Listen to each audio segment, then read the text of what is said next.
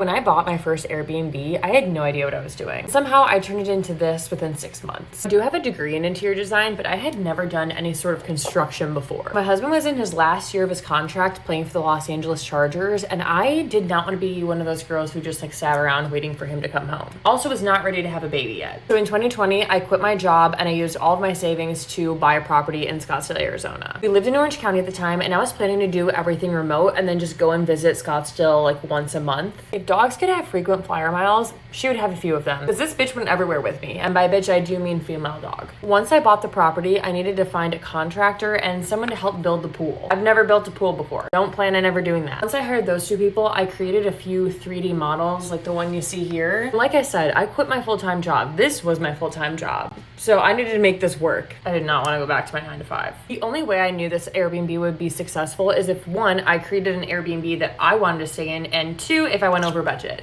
And that's where my money lender came in.